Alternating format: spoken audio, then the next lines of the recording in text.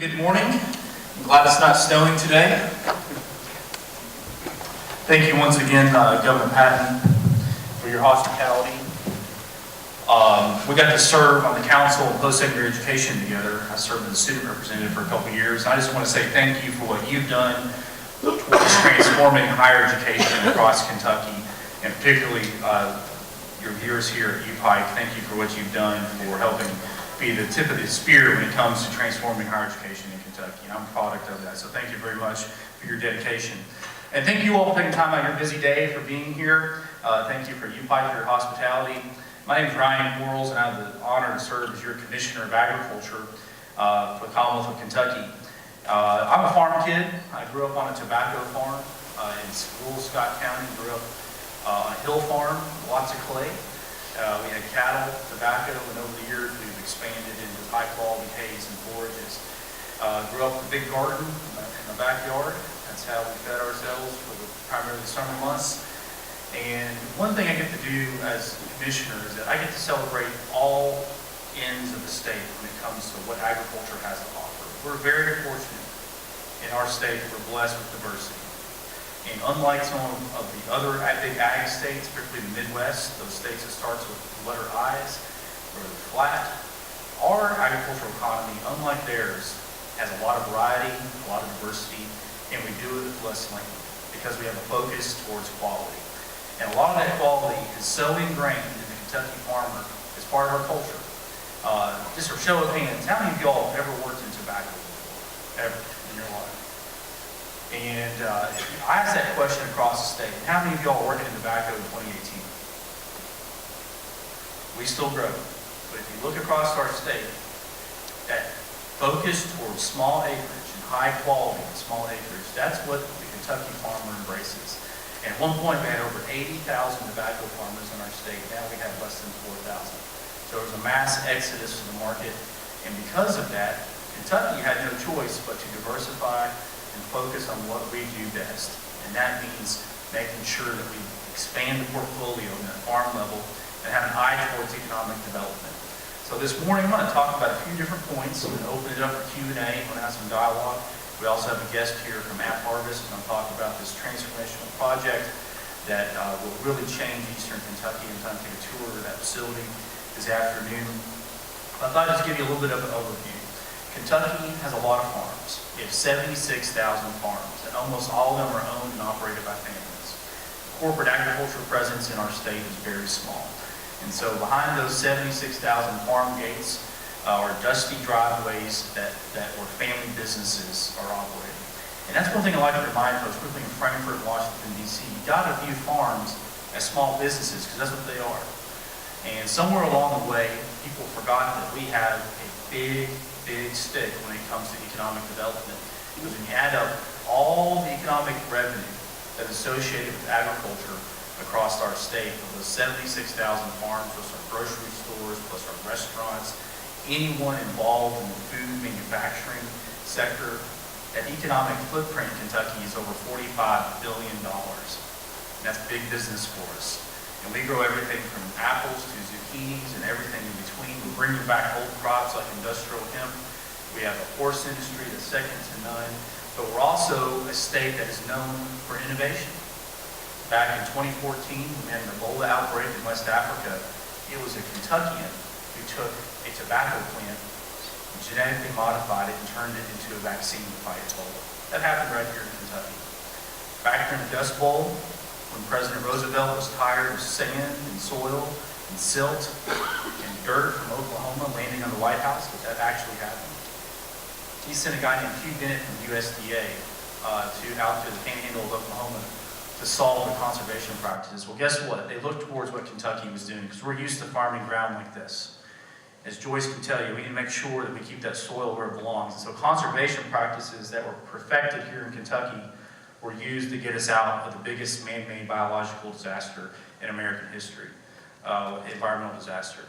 It's also here in Kentucky where we have thriving higher education research institutions, including Pike, which has done research on industrial hemp. But we're proud that across the state, working with our cooperative extension service, both at UK and Kentucky State University, as well as our privates and comprehensives, that we have the ability to innovate. And that's what sets our state apart, is that we have a history of doing things differently. And that's what makes the Kentucky farmer very different.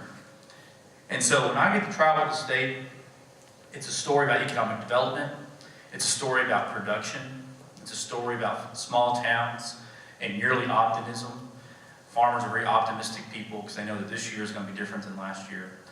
And I think that when you look at what's happened right here in Pikeville, you have a success story. You have a community that embraces local agriculture and continues to do that.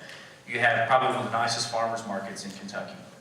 And we're going to, Joyce already has her wish list for what's next. And it's so important that we help highlight why that's important here so that we can help other communities across the state embrace local agriculture. We have farmers markets in 116 of our 120 counties. We're on that march to hit every single county in our state. It's turning into real economic development as well. It's also important to realize that when we talk about Kentucky agriculture, that we're not just talking about the production, raising crops or raising livestock, but also at intermediate and final stages. We have perhaps one of the nicest meat processing facilities in eastern Kentucky over Wolfe County at the Chop Shop, which we're using daily right now to produce meat for Kroger grocery stores. It's also important to realize that here in our state, we have a great history of creating jobs and adding economic development by transforming that food into a final product. So who here has ever had a biscuit from McDonald's? I think there's some liars out there. I think everyone's had a biscuit from McDonald's at some point in their life. Well, if you've ever had a biscuit from McDonald's anywhere on the East Coast of the United States, that biscuit came from Kentucky. When you fill up your tank with gas, 10% of that is ethanol, and chances are they came out of our Western Kentucky ethanol plant. If you've ever ordered sausage at any Cracker Barrel in the United States, so there's 647 locations, that sausage came from Kentucky. The largest peanut butter processing plant in the world is located in Lexington.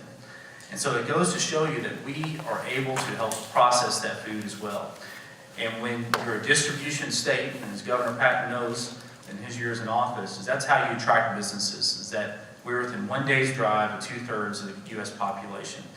And with the investments that UPS, DHL, and Amazon have made in Northern Kentucky most recently, we're going to really connect with that consumer. So imagine the day when you can have a high-quality Kentucky-proud product, overnight it to, let's say, a Parisian restaurant or restaurant in Tokyo, country ham that was cured right here in Kentucky. Imagine how you can really expand your markets right now. And that's one of the issues I want to talk about. So I'm going to cover about 8 different subjects or so. Then we'll open it up for questions and have some dialogue. First off, it's important that we connect our school systems with our farm community. In almost every county, the school system is the largest procurement entity for food. But yet the amount of local food going into our school districts is relatively small. And it's important for us to help reduce the barriers, reduce those federal guidelines, and help give our local farmers a chance. And this is something that I talked with Secretary of Agriculture Sonny Perdue as recently as a week and a half ago when we went through eastern Kentucky, talking about what we can do to help perhaps get our farmers who are wanting to grow those leafy greens, whether it's year-round or summer or seasonal. Let's make sure that we have access to our school systems. Because whenever you reduce the mileage between a farmer and that final consumer, more money goes in that farmer's pocket. The average distance food travels from the farmer to the dinner plate today is 1,500 miles. We can reduce that because Kentucky farmers can do it and do it well. And a lot of that has to do with reducing those barriers we get into our school system. It's also important to realize that we are spending a lot of our resources and time into innovative crops that can thrive here in eastern Kentucky. We've had a great journey with industrial hemp recently.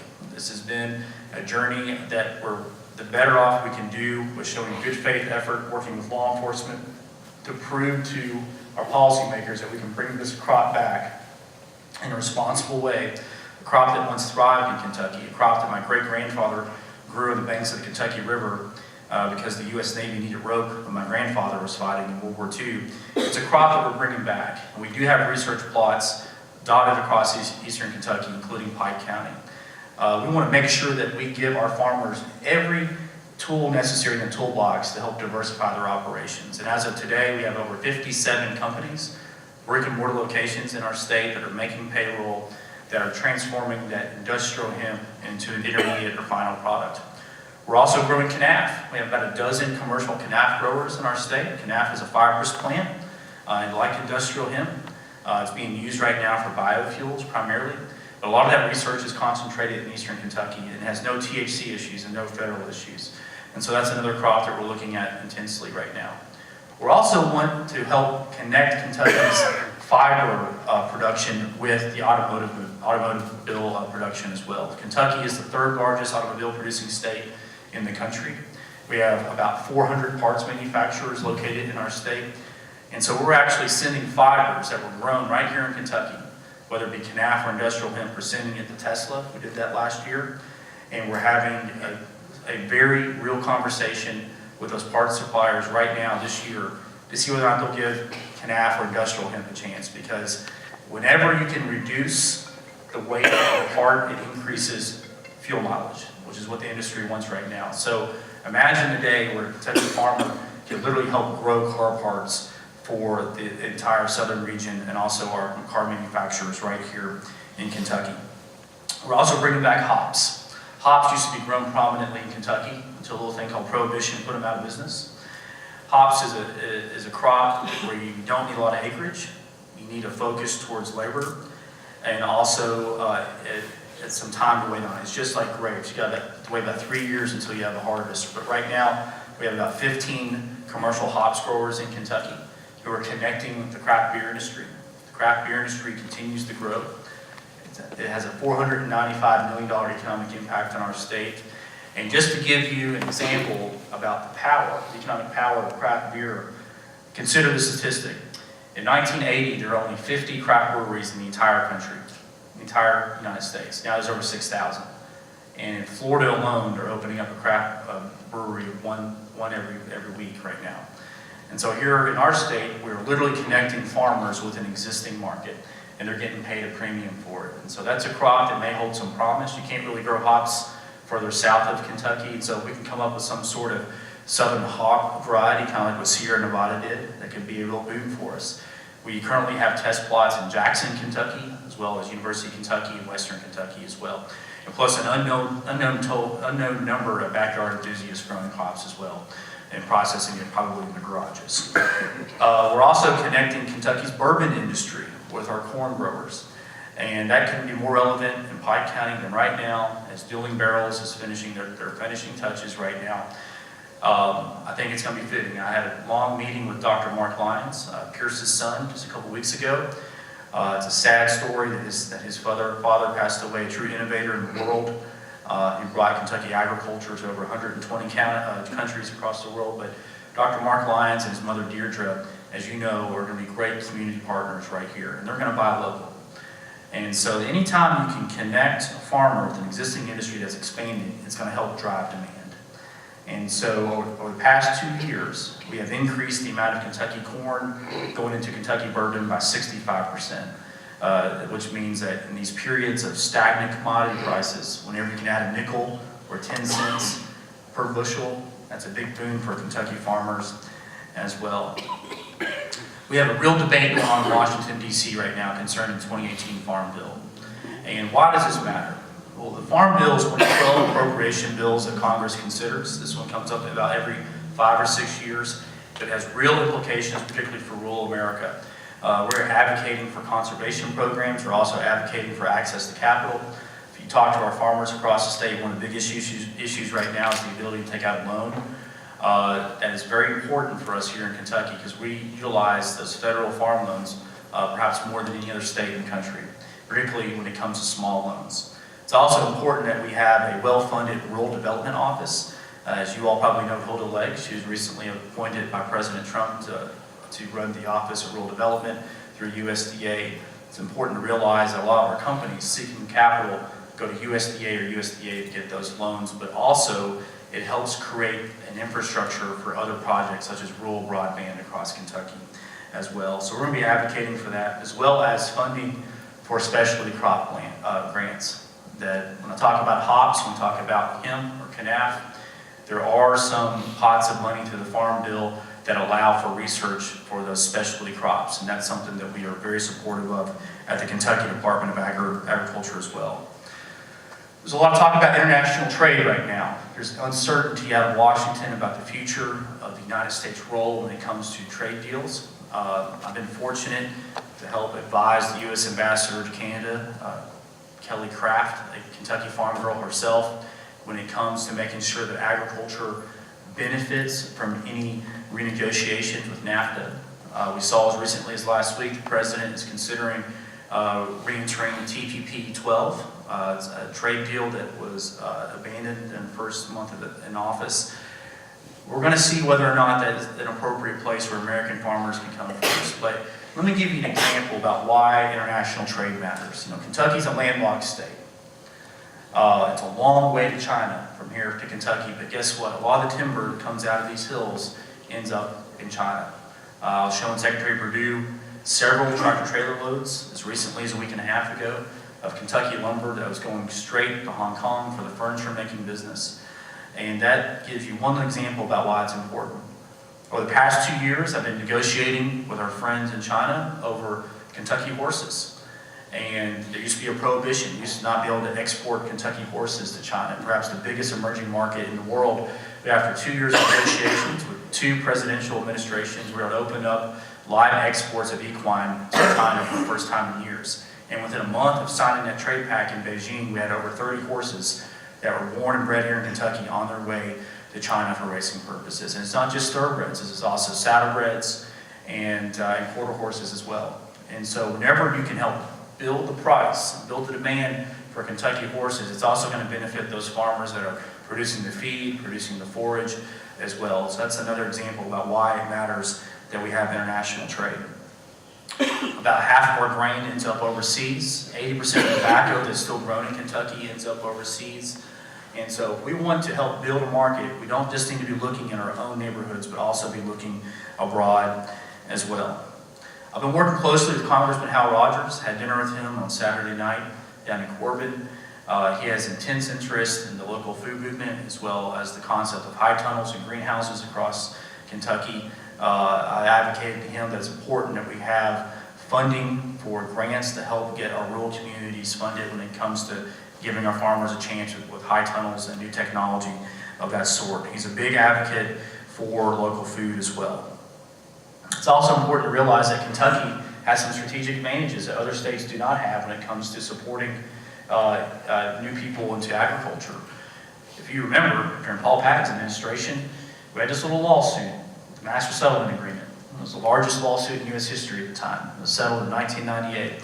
And here in Kentucky, Governor Patton's vision, as well as the legislature at the time, they wisely set aside 50% of our tobacco settlement money to re-diversify Kentucky agriculture.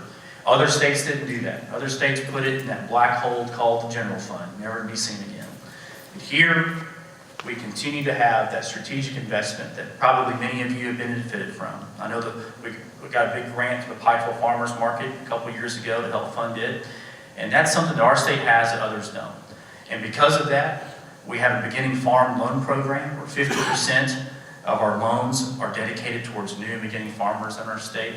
We also have cost share programs that other states don't have, so that when you decide to help develop the genetics of your livestock herd, that you get a 50% cost share grant in a lot of cases. And that's something that we'll continue to have that other states simply don't have. There's a lot of great beginning farm programs for the Farm Bill as well that we'll be advocating for in the next go-around. And it's also important that we continue our focus on Kentucky Proud. Kentucky Proud is perhaps our state's greatest example of a marketing program. Over $500 million of Kentucky Proud merchandise is sold in our state each and every year. It's important to realize that people understand what it is. Latest surveys showed that 80% of Kentuckians can identify what the Kentucky Proud symbol means. So when we give out our licenses to our farmers and agribusinesses across the state, it has some value to it. And I'm proud to announce today that for the first time ever, we have over 7,000 Kentucky Proud members across our state. And so they're utilizing this, but it's time to take it to the next level. Recently, on March 20th, National Agriculture Day, we unveiled something that we've been working on for 2 years, the Department of Agriculture. and that was a 100% Kentucky Proud beef product. And why does that matter? Kentucky is the largest beef cattle state east of the Mississippi River. We have 2.1 million head of cattle in our state, but yet almost all of them end up in the Midwest to be fattened up and finished out. So when you go to a grocery store, that cow may have originated from Kentucky, but you don't know. You simply don't know. And with the local food movement being real, we decided to do something different. We wanted to disrupt the supply chain. We wanted to keep those cattle here in a closed system because we already have one of the best genetics programs in the country. Our cow-calf quality is off the charts. And so we have been in discussions with the Kentucky Cattlemen's Association, the Chop Shop in Eastern Kentucky, Kroger, and a distributor called Creation Gardens out of Louisville. And on March 20th of this year, after 2 years worth of work, we unveiled a 100% Kentucky Proud ground beef product. And in 85 Kroger stores across Kentucky today, you can go in, buy an 80-20 mix of hamburger from cattle that were raised by Kentucky farmers, processed in Eastern Kentucky, distributed through Louisville, and now on the grocery shelves at a competitive price across our state. We're doing about 3,000 pounds every other week right now. It's a nice small start, but if we can demonstrate that local meat will sell, that when given a chance, a Kentuckian faced with a choice of a 1 pound ground beef product of an unknown origin versus a 1 pound ground beef product that clearly says Kentucky Proud on it, raised by Kentucky farmers, they're going to buy the product that came from Kentucky 9 times out of 10. So if we can demonstrate that it works in Kroger, perhaps we can get it in the Meyer, perhaps we can get it in through IGA, Save-A-Lots with Houchins groups, and perhaps one day we can get into the biggest grocery store in the United States, which is Walmart. And so we're doing this just to demonstrate that it can work, and perhaps if we can make it work in the cattle industry, we can make it work in other areas of agriculture as well. It's also important to realize that we live in an era where we are more dependent on technology than ever before to create efficiencies. You're going to hear in a few minutes about App Harvest, one of 4 large-scale greenhouses being proposed or currently being built in Kentucky using amazing technology, but they're located here because of cheap energy rates, a great workforce, and also proximity to the consumer. Again, 2/3 of the U.S. population within a 1 day's drive.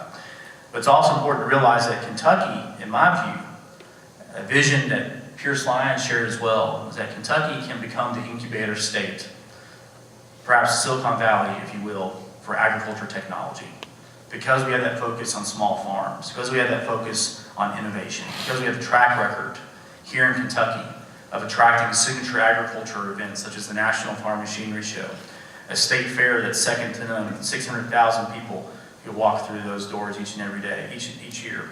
And also the largest purebred livestock show in the world, held right here in Kentucky each fall at the North American over in Louisville. Because of that critical mass, because we've got the puzzle pieces in place, I think you're going to continue to see young entrepreneurs, particularly those in college right now, that are combining technology that you can find on your smartphone with technology you can find on your farm. And it's so important to continue to do that because the need is great. There's a big challenge out there. We have 7.3 billion people on this earth right now. That's a lot of mouths to feed. By year 2050, we're going to have 9 billion people. And we're going to have to do something that my grandfather's generation did. We're going to have to double the amount of food we produce. Because we're not just using food to eat anymore. We're using it for energy purposes. And as the world demand for protein continues to increase, like in China, where 4% of all U.S. exports, agriculture exports go, and as they have a more preference towards meat and pork, it takes 10 pounds of corn to make 1 pound of beef. The demand for grain and demand for food is going to increase as people's diets change around the world too. So if you look at where American agriculture was today to where it is 50 years ago, they did it. The greatest generation did it in American agriculture. They doubled the amount of food we produced with 76% of the land that we farm today and with 22 million less workers. But the next generation, during our lifetime, we're going to have to do it again. And we're going to have to do it through efficiencies. We're going to have to do it by embracing technology and embracing science. And that's an area where I think Kentucky can thrive when it comes to research and innovation. And in conclusion, I want to talk about something that affects every single county, community, and city in our state, and that's hunger in Kentucky. When I took over as Ag Commissioner 2 years ago, I brought with me something that I learned about in high school, and that is the need to help address food insecurity in our state. When I was a senior in high school, I was in FFA. You know those blue corduroy jackets, really hot during the summer, really stylish. My service project when I was in high school was to raise food for our local food pantry. And every Thanksgiving, we try to up the ante and try to raise more food. And when I was a senior, we raised 14,000 pounds of food, dropped it off in a cattle trailer to our food pantry, and I thought that would last forever. In Kentucky, in little old Georgetown, it lasted for 3 weeks, where I'm from. And when I became a legislator, I found out that over 740,000 Kentuckians face food insecurity. That's 1 in 6 of us, and 1 in 5 Kentucky school children face food insecurity in our state. In a state where we're blessed with abundance of food, and I get to represent an industry that is good at what it does, focuses on quality, we have great volume in our state when it comes to food production, we can do a better job. We can do a better job of taking care of our fellow Kentuckian. And so in 2016, I started what's called the Kentucky Hunger Initiative. First of its kind effort to connect everybody in that food production system, from that farmer who plants that seed in the ground, to our grocery stores, to our food banks, to our charitable community, to our church community, which is already serving all these vulnerable populations, and even our restaurants, where 40% of all prepared food is thrown in a trash can each day. If you were to add up all the food that is prepared in the United States to be served, that is thrown away, it would fill up 730 NFL-sized stadiums, football stadiums each and every year. And that's perfectly edible, perfectly good food. And so we decided to do something about it. We continued our Farms and Food Banks program, where farmers can be compensated at a discount rate for food that they can transport to the food banks. This is food that may have a small blemish on it, maybe too large or too small to go to a grocery store, food that otherwise rot in the field. Let's go ahead and glean that and harvest it and give it to those in need. We also found out throughout the state, Governor, that our food immunity law was insufficient. We had some grocery stores who were so afraid of lawsuits that they literally put food in a dumpster and padlocked it rather than donate it. And we said we can change that. And so we passed a bill last year. Now Kentucky has the strongest food donation law in the country. It also relieved liability issues for landowners who allow church groups and volunteer groups under the farm to harvest this food. We also found out there was a lack of cold storage in Kentucky. On 2 separate occasions, I visited food pantries who were offered Kentucky Proud Protein, beef, pork, chicken, who had to refuse the donation because they simply didn't have a refrigerator to keep it chilled, keep it frozen. I said we could do something about that. And so due to the generous donation of Farm Credit Mid-America and CoBank, we had 156 chest freezers donated, and they've been distributed across our state. So we've been removing those barriers to generosity, and now there's no excuse for our food pantries to accept donations of dairy and meat products as well. We also have found out that those little dates on those food products in your grocery stores are very confusing. Think about that and look at it the next time you go to a grocery store. How many different phrases do you see attached to a date? There's a best by, there's a sell by, there's a use by, expires by. There's probably a few more out there. That's very confusing, but most of the time the consumer, when they see that date, what do they do with it? They toss it. They think it's bad, and that's not the case. In fact, in Kentucky, there's only 2 products that require a date on it. Everything else is optional in the grocery store. The 2 products are shellfish and dairy products. Everything else is the suggestion on the side of that box. And so we're actually working with our friends in Congress, working with our grocery stores and food manufacturers to help reduce those multiple phrases into 2 phrases, use by and best by. And so we've had some great cooperation with that as well so far. We've also had a lot of generous donations, but at the end of the day, it depends on how involved a community wants to be towards addressing hunger in their home, in their backyard. And that's where I think there's a real opportunity for Kentucky farmers. If we can replicate the Double Dollars program, we can help expand and scale up the Farms and Food Banks program at a local level. Not only will those less fortunate be able to buy and utilize Kentucky Proud food, which is local, it's nutritious, most of the time it tastes better, but we can also give those folks less fortunate the same dignity that you and I have of being able to have quality food in their shelves. And so that's an issue that we're continuing to work on at the Kentucky Department of Agriculture as well. And so I'd like to close by saying there's a lot of work to be done. It's important for me as a communicator to help remind our friends, particularly those in Frankfurt and in the urban centers, that agriculture isn't just about cows, plows, and sows. It's about economic opportunity. It's about the fact that it represents 20% of all of our jobs in Kentucky.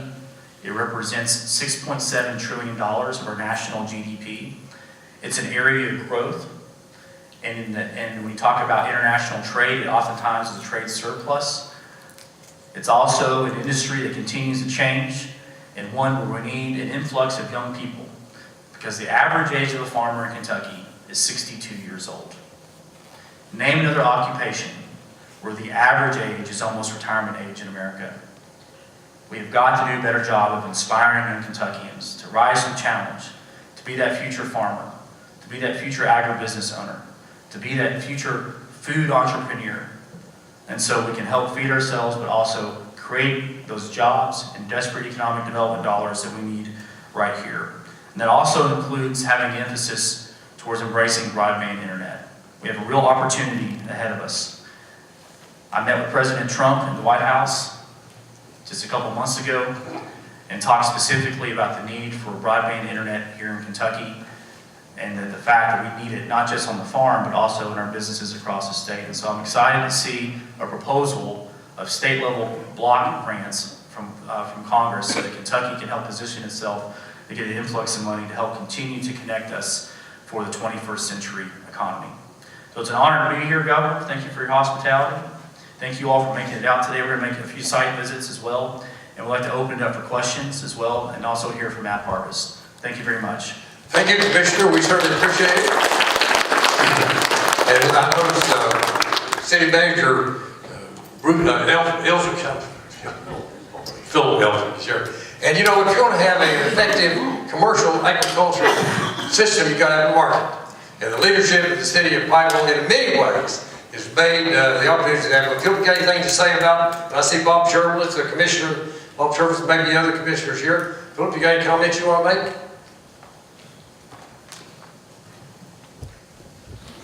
We would just welcome Commissioner QUARLES to Pike. Thank you for the funding that you gave us for the farmers market. I know Joyce is a big advocate for that, and we appreciate that, and we do believe we have the nicest market in the state. And if you just been a few days later, you could have been here for Hillbilly Days. So. Thank you. Thanks, Philip. Suzanne Stumble is around here somewhere, the Agricultural Extension Service. You know, it all has to work together to make an effective commercial market.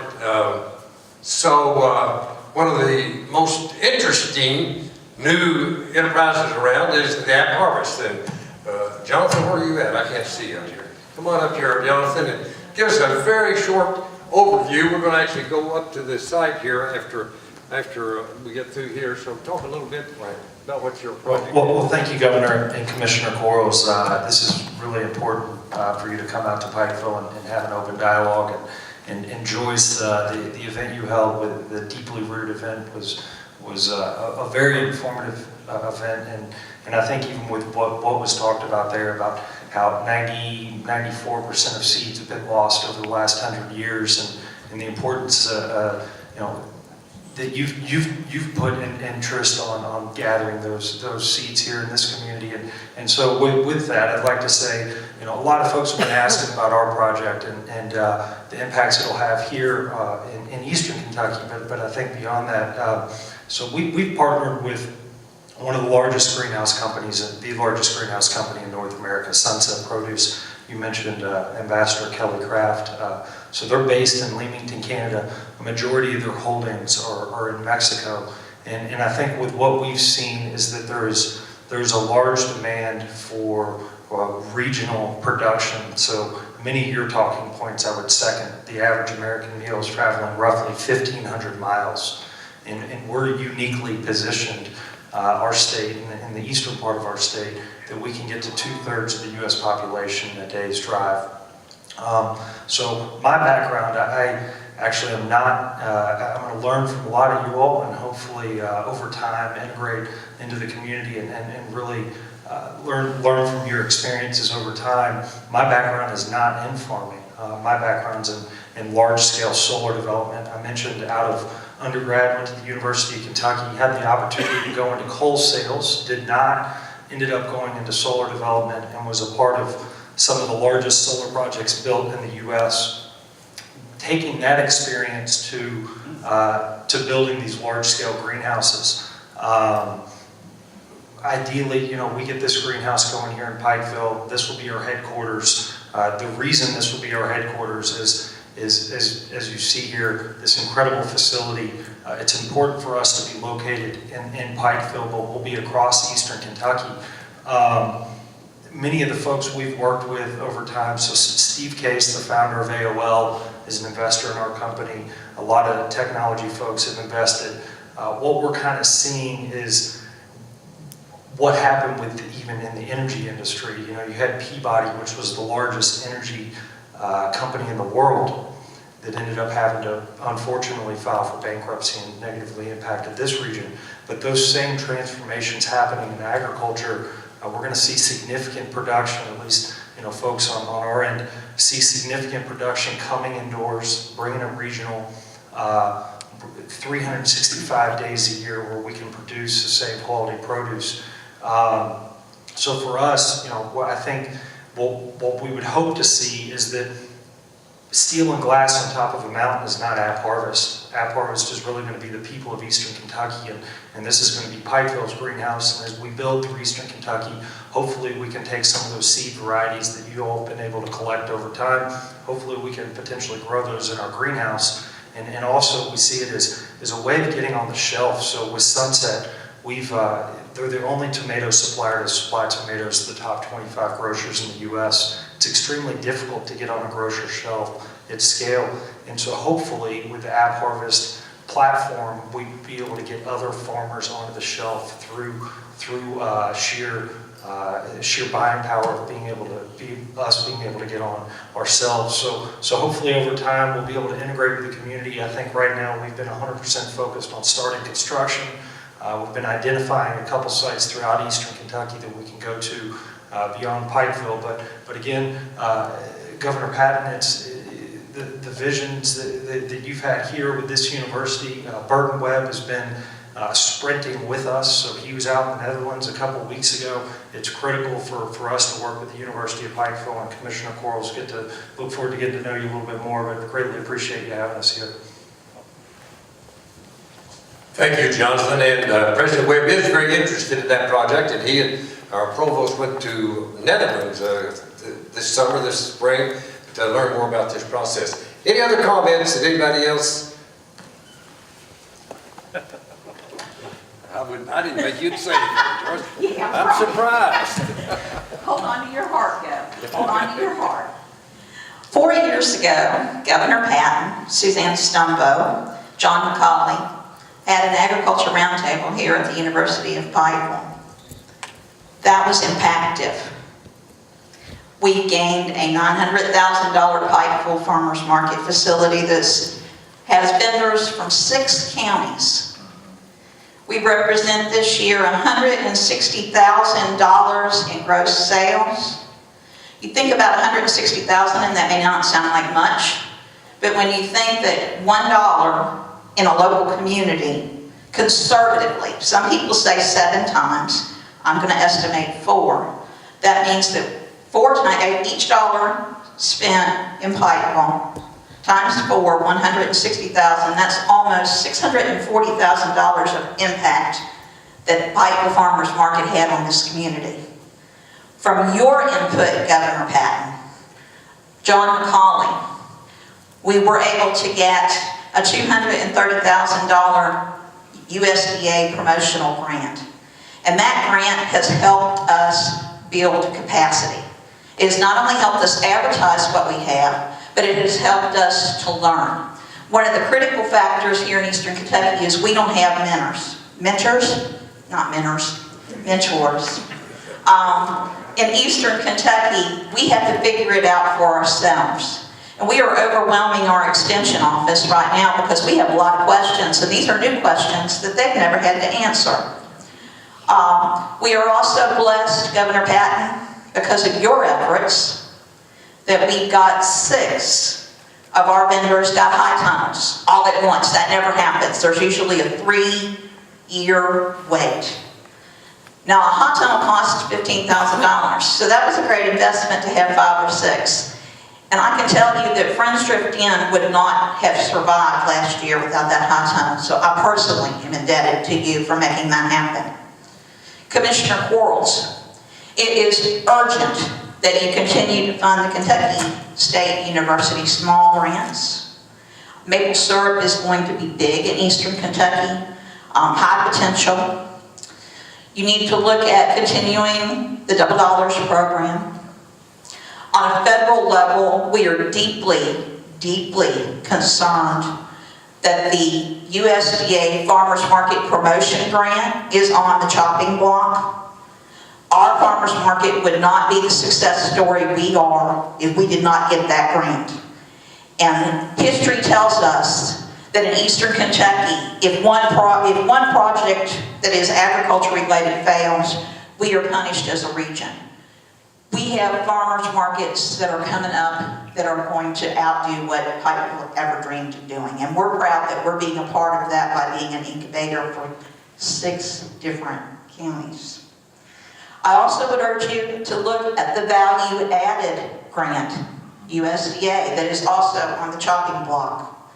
This is huge. This is where we are at critical mass. Pike Farmers Market has 6 people that have been certified as better processors. We are poised to put product beyond Pike County.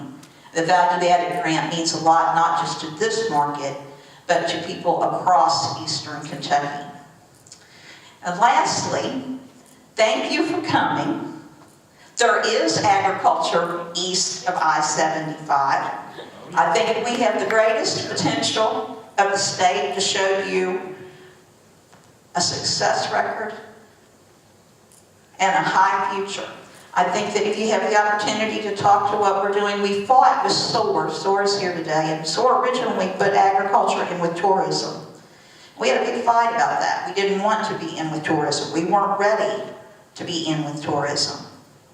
We're at critical mass. We're getting there, and I think that if you talk to TACKETT, who is working with our Kentucky Proud Weddings program, and you talk to Tony TACKETT, our Pikeville Convention Bureau, that you will find that we are ready for agritourism here. So great things are coming. Thank you. Thank you, and thank you for mentioning. My staff had this wonderful idea about a year ago to tap into the wedding business. I mean, I was reading up on this the other night, but how much money people spend on weddings. Oh my gosh. And here in Kentucky, we've got young millennials who want to get married in barns. And I told my dad this the other night. He was like, wow, we're going to get married in a barn. But it's happening. And you got to think about the potential of Kentucky Proud sales with weddings. And so actually, right now, I launched the program this week. We have a Kentucky Proud wedding program where young couples, if you don't get married, they want to utilize Kentucky Proud food, Kentucky Proud wedding venues. They are eligible for a $5,000 grand prize. And so, but they got to use Kentucky Proud products. And so that's an area where we've been trying to be innovative. You mentioned a lot of USDA grants. I'm in full support of those. We've been utilizing those.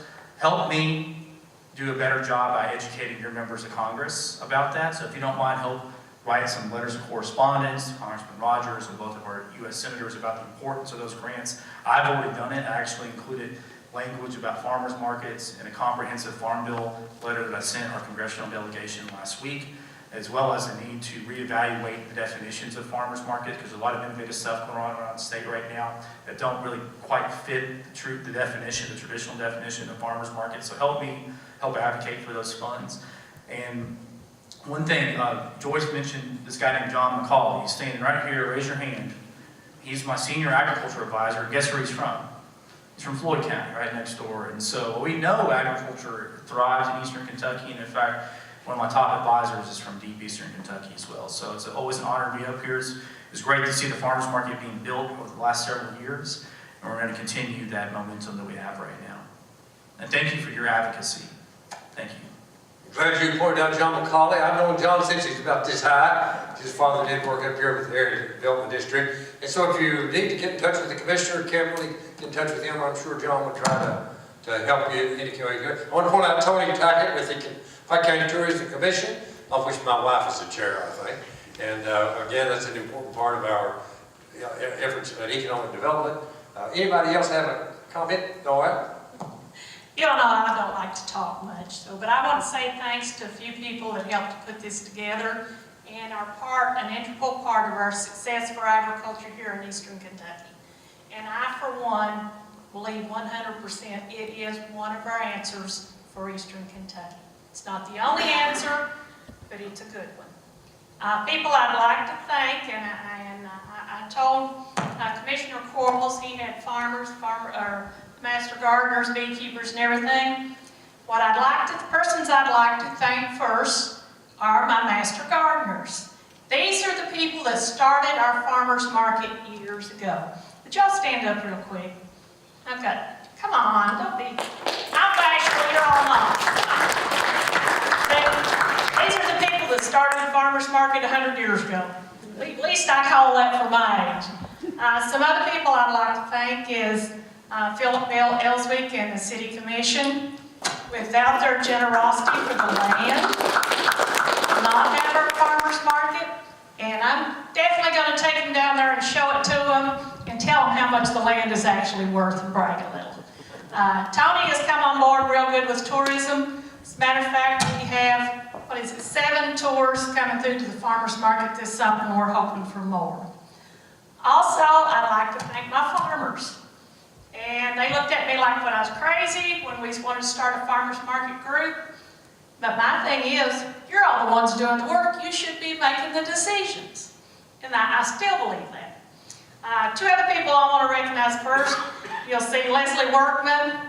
She is our SCS agent and her staff. We have a FNEP, an NEP. She has an assistant. Believe it or not, a lot of people do not know how to cook our products when we sell them. When they come down and set up a demo at the market, as soon as those people try those recipes, they go back and buy some, which is a good thing. So we have an office that works really well together. I also asked my farmers to come prepared and give me a quick 2-minute talk how all this has helped them. And if you're not bashful, I'd like to give each one of you a minute or two we'd like to say thanks to the Kentucky Department of Agriculture, and the USDA and a whole lot, because it's not just one person working by themselves.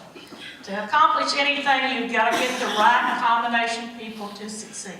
So, who wants to talk real quick and tell how that farmers market has helped them? David is president of our farmers market. I'm not a speaker either, far from it. I do represent the farmers market for a period of time here. Without your all's help, we couldn't be where we are.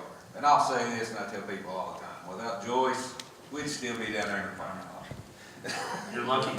It's great. Sometimes she thinks I lie when I say this to people, but I tell people that all the time. Another thing, I represent Walker's Family Farms. You're supposed to come over today. Small farm, had always farmed, never for the purpose of selling. It was to eat. Got into raising some pumpkins as a joke. You got big pumpkins out, people want to buy them, so we went that way. In the fall, what else goes? We started making apple butter. Going from a few jars to a few thousands of jars now. Put in a commercial kitchen. Use some of the SOAR money that y'all were talking about to get the kitchen. You know, that's one of the things that we did. This year we started maple syrup production. I know we have another maple syrup producer in the house. That is something now that is picking up steam. I can proudly say that as of today, after this is over with, all that was made January, February will be sold. Out. It's the only syrup I use is Kentucky maple syrup. But I mean, and it's something that I never thought about. Talking with some other people, and we've got the land and the abilities, so that's just some of my... And the other thing you have is that you have a story to tell. When I talk to our restaurant owners, particularly in Lexington and Louisville, they love to put on the menu where the food came from and a story about that. We went to a sorghum farm, Secretary Perdue, a couple weeks ago, Danny Townsend, veteran sorghum farmer. I mean, these are the stories that help sell the product. And you got to be able to distinguish yourself from the competition. And when you can say that it falls right in line with that great story of Kentucky agriculture, The world knows the most famous Kentuckian of them all is Colonel Sanders. We can talk about horse racing and tobacco and bourbon, and we can also talk about country hams and maple syrup. And Appalachia has a story of great history and heritage that is interwoven with their agriculture. And that's what I think is going to continue to sell, put you apart from the competition. Thank you. Thank you all. And Commissioner, thank you for mentioning the Agricultural Development Fund. You know, tobacco, we have some problem with tobacco, but it was a crop that allowed people to stay on the farm. And I don't think a family could have any better good fortune than to be able to raise children in rural Kentucky in a farm environment. I was raised in rural Kentucky. We didn't have a farm, but we did have a garden, and we lived out of that garden. And I think it's a good developmental. So that was the purpose of that fund, was to help farmers develop additional cash crops that would allow them to stay on the farm. And I think it's been fairly successful in areas of goats and grapes and several other products where we can partner with farmers. So if you're not familiar with the Rural Development Fund, I urge you to get familiar with it. It might be able to help you develop the kind of agriculture, small-scale agriculture that you're interested in. So, anybody else got a comment? I've got a few I want to draft speak. Thank you, Suzanne. I also want to say thank you. My name is Neil Hunt. I'm a member of the Pike Farmers Market, and I'm with the Possum Fork Meeting Club with my father-in-law, Urban. We are one of the High Tunnel recipients, and so we want to say thank you for that. I'm also president of Pike County Beekeeper Association. Our Beekeeper Association is getting close to 100 members. Wow. It's one of the largest ones in the state, and so we're growing. And beekeeping is a big part of this area.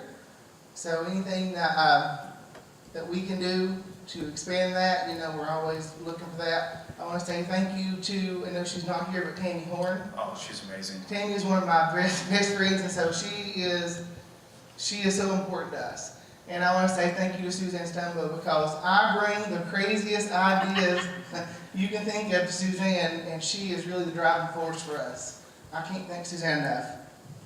Thank you. Beekeeping continues to grow. He was referencing Dr. Tammy Horn. She's a state beekeeper. She has one of the coolest jobs in state government, but we put her to work. And I met a 94-year-old World War II veteran who joined the Navy in 1942, who was a beekeeper himself in eastern Kentucky just this past weekend. Got another. I'm J.R. Deverin, and I wanted to say thank you, Commissioner, for coming to visit us again. One thing that I have personally experienced with the growth of the market is the ability to sustain my income on top of my job. Without the people that come to the market, without the facility that we have, we wouldn't have the amount of customers that we have.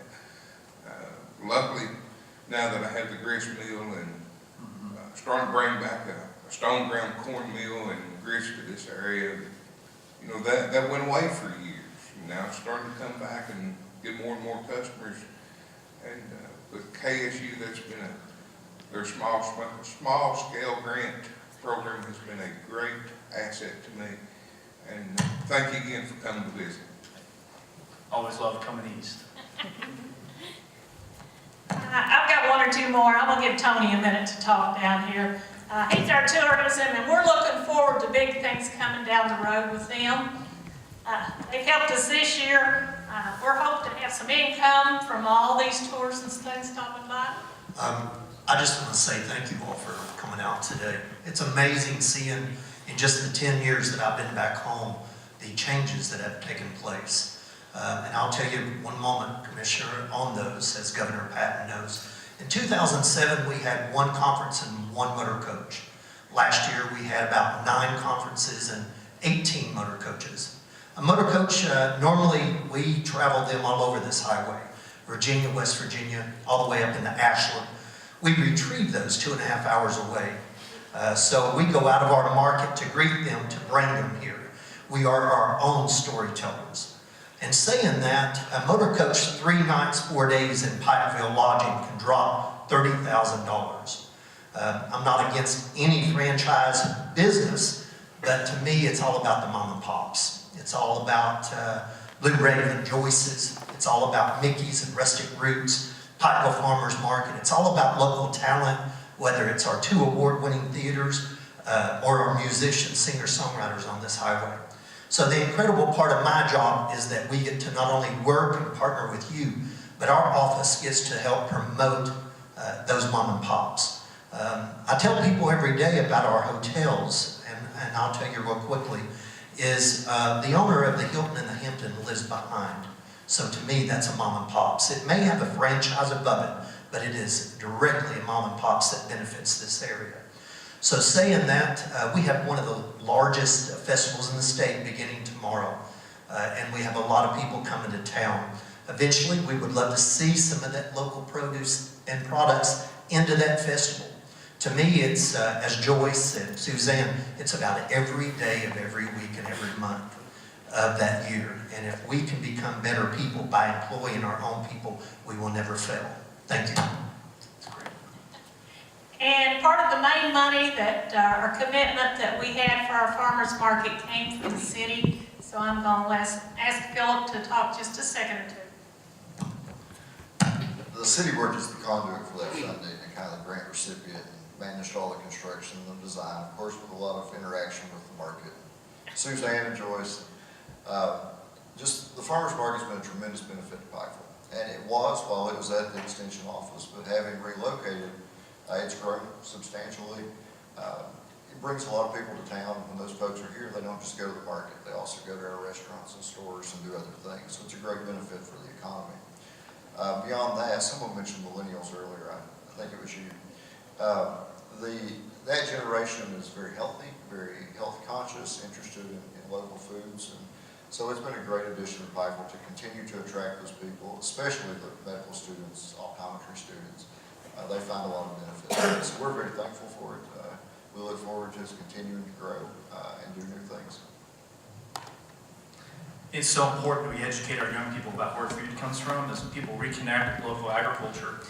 One of the biggest issues nationwide, besides low prices right now, is that people don't know where their food comes from. A recent survey last year showed that 40% of American school children don't know that cheese is a dairy product.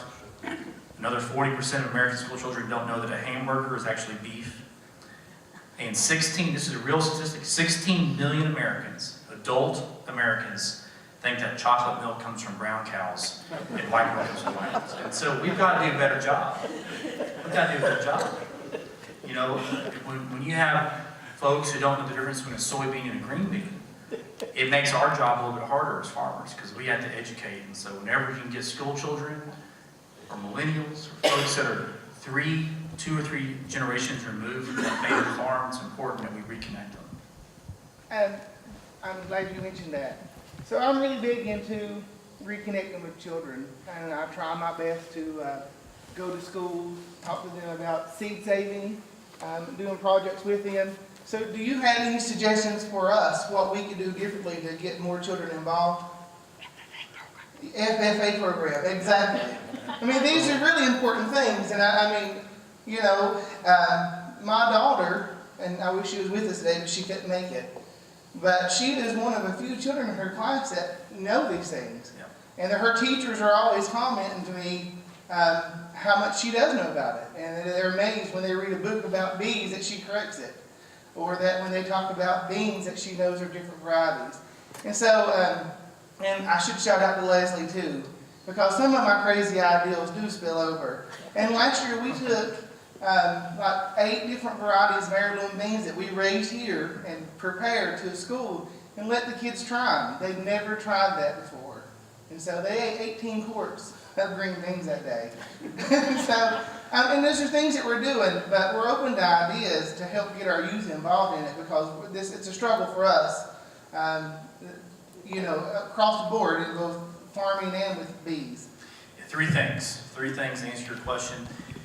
2 of those are already probably implemented very well here. In Kentucky, we have the presence of premier youth agricultural youth programs. One is 4-H through the Cooperative Extension Office. I mean, we have 250,000 Kentuckians who participate in 4-H each and every year. So if you want to help educate the youth, support your local 4-H chapter. Also support FFA, which you don't have.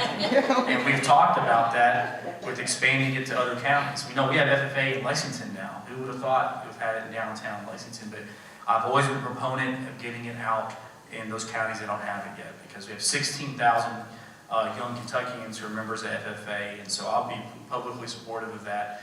And during this time right now, where a lot of state agencies are trying to reevaluate the priorities, that's something that I'll be a local advocate for. And the third one is at the Kentucky Department of Agriculture, we actually have an education team. We have 3 trailers, including one that was made specifically just for Eastern Kentucky, and a truck that can pull it. We'll bring agriculture into the classroom with ag education. And so if you've not contacted our office to bring our ag education trailer into your elementary and middle schools, let us know. We actually have a farm safety demonstration too, where we can go to your high school, recreate a farm accident, and we'll use your local law enforcement, air evac, helicopters, and we'll recreate an accident to help educate young people about farm safety and also vehicle safety as well. So please utilize that. But the need is real. In World War II, half of all the food eaten in the United States came out of the garden. They didn't come off a farm, came out in the backyard. And since we're 2 to 3 generations removed from that, people just simply don't know. And when 1% of the population, you have 1% of the population feeding the rest of America and exporting $140 billion worth of food, because we're so efficient in what we do, a lot of consumers don't know what we do anymore. We've got to help tell our narrative. I've got one more group I'd like to introduce, and believe it or not, I started a little better than 8 years ago. And when I started, I went to Lexington. They said, just take it easy. There's no agriculture in Pike County. And they were convinced. I have spent my entire career in Extension convincing people there is agriculture in Pike County. And the point I make with them, you drive down 23, you don't see any agriculture. But you go up on the straight lines, you go up these halls, and it's everywhere. And we're hoping to show the commissioner a couple of spots today. And the last people I'd like to ask to talk real quick have been integral to building the farmer's market to its point. That's Charlie and Joyce, and I'm sure they can talk for themselves. Well, you know, I guess I can talk a little bit. Like David, excuse my voice, I've got a little, of course I'm a little emotional about farming in Kentucky too, but a lot of us grew up around small-scale farming. My grandfather bought a place in 1950. They actually bought off of my great-great-great-grandfather. So Joyce and I are actually farming on a farm that has been in my family indirectly for over 200 years. Awesome. And, you know, there's a passion here for farming, and family gardens have been forever. You know, unlike David, I grew up raising corn and beans and selling on the roadside when I was a little kid. I mean, you know, I was always the pack mule and all that, you know, but we had cattle, we had pigs, we had everything. You know, we raised all our own food for the most part. When I was real little, the only thing we'd go buy meal and bread. And that was it. You know, everything else we raised at your own farm. We got away from that 16 years ago. Joyce and I had a nephew, born premature, spent 8 weeks, Papa Medical Center, in their NICU. Well, we got a passion for him, as you might imagine. One day, I started asking where things started coming from. And like you said, people don't. Now, part of this is my voice, and I am a little emotional, but he didn't know where anything came from. Well, now he can walk out into the garden, he can pick up that cucumber, he can tell you all about it. He can tell you about the tomatoes, he can tell you about that. And that's what we got to do, like Neil says, we got to educate our youth, because they don't know. And people got to educate that the food that you get from the garden or the family farm is much better for you. And the Pike Farmers Market has grown in leaps and bounds. And a lot of people here, everybody's a member of the Farmers Market, stand up. We try to come together as a force. And when we go to meetings like this, meetings that you're involved in, and like I said, Governor Patton JR and I, Joyce, Suzanne, a bunch of us were there at that meeting, and John McCauley brought a lot of help here from the federal government, from the state government, and we appreciate that, and we're trying to use it in a responsible way, to try to help build this for the future, because some of us are older than some of them, and we're not going to be here forever, but we need to have another generation coming up and doing that. Thank you. Well, thank you all for being here. Commissioner, thank you particularly for being here. We're very proud of our community in Pike County, and we like the opportunity to work together with other people in the state to move ourselves forward. Let me say that this program's been filmed by Pike TV, so in a few days, Ronnie and his people will put this together in a film. So if you want to see what we've done today, tune in to Pike TV. With that, Commissioner, you have the last word. Well, thank you, Governor, once again for your hospitality and your leadership in this state. And thank you all for what you all have done. You're a great success story. I talk about Pikeville's Farmers Market from here all the way down to the Mississippi River. And it's something that we can share, we can replicate, and I wish you all the best growing season. And again, if I can be of any help to you at the Kentucky Department of Agriculture, please do not hesitate to contact me. Please utilize our ag education, our farm safety, utilize our beekeeper, utilize all of our resources. And remember, you can contact me directly if it's good news. If it's bad news, call John McCauley first. So, thank you for having me today, and it's an honor to serve you, and have fun at Hillbilly Day. It's been once before. It's a great tradition. Thank you.